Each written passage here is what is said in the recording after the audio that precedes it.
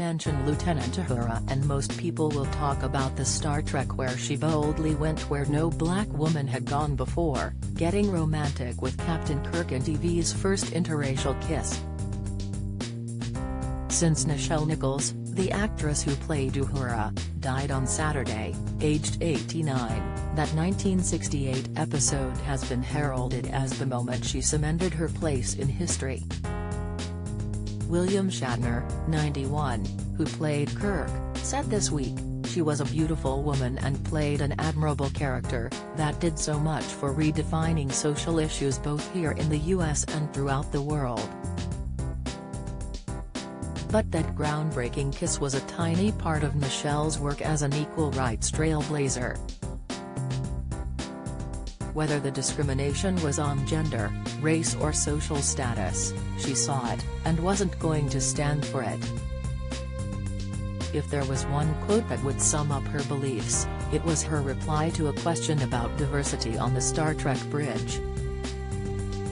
She said, "Minorities were on set because in the future our diverse world would all be working together as equals. I understand that everyone needs to see role models that can inspire them and talk to them and represent them, but I believe we need to move to a future that transcends race, gender, or anything else. We're all people." Star Trek represented the future we can have, a future that is beyond the petty squabbles we are dealing with here on Earth.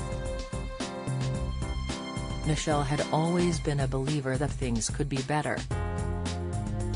Born Grace Nichelle Nichols in the Depression years of 1932 in the Chicago suburb of Robbins, she was the third of 6 children, and her dad's favorite. Samuel Nichols had fought class prejudice to be with her mum Alicia. He was from a wealthy family and would go on to be town mayor, and she was from far more humble roots. No one wanted them to marry, but he refused to let others' prejudices affect his dreams, a lesson he passed on to Nichelle. She once said, "I was determined to be the first, famous, black ballerina. I was the only African American girl in my class. But I grew up believing I could become anything I want to be. My father told me that. My mother used to say, please don't put those ideas in the child's brain." By 14, Nichelle had found a talent for singing, and got a job at the only hotel in Chicago open to black guests. There, she later met Duke Ellington, and when a singer on his tour became sick, he gave Nichelle a job, kickstarting her career, and sending her to Los Angeles, where she met Star Trek creator Gene Roddenberry. He gave her a role in his show, The Lieutenant, in an episode centered on race. When the networks refused to air it, he dreamed up a new world where he could talk about current issues in a way the TV public would accept. That world was in the 23rd century. Nichelle had a brief romance with Gene, but it was over long before she landed the role as Uhura. Soon into the first series, Nichelle realized her character was being watered down by the network. An encounter with Dr. Martin Luther King stopped her quitting. She recalled King saying to her, "You cannot. For the first time on television, we will be seen as we should be seen every day, as intelligent, quality, beautiful people who sing, dance, and can go to space, who are professors, lawyers." She later said, "My first thought was, what are you talking about, Dr. Martin Luther King? He is going to tell me how to run my life?" Nichelle later admitted, "But I realized playing Uhura was equally as important as anything I could have done. So I stayed. And never regretted it." Actresses such as Whoopi Goldberg and Vivica A.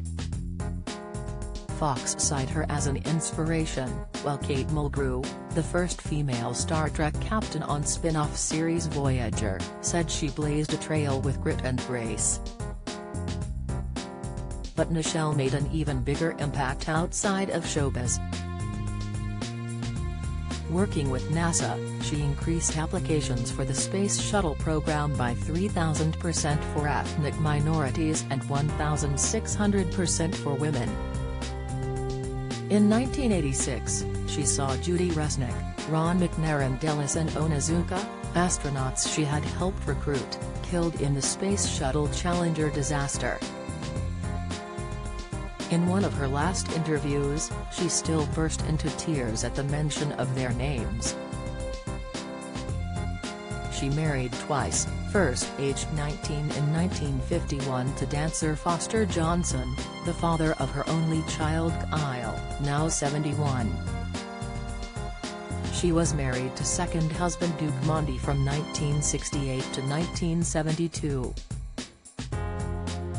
Tragically, her brother Thomas was in the Heaven's Gate cult, who all died in a mass suicide in 1997. After a stroke in 2015 and a dementia diagnosis in 2018, Nichelle retired from public life, succumbing to heart failure on Saturday. But she departed with a packed legacy, as the first African-American woman to get a star on the Hollywood Walk of Fame, an idol of President Obama's, a breaker of every taboo, and a star with an asteroid named after her. The tribute from her son Kyle summed up the example she set. He said, "Her light, like the ancient galaxies now being seen for the first time, will remain for us and future generations to enjoy, learn from and draw inspiration."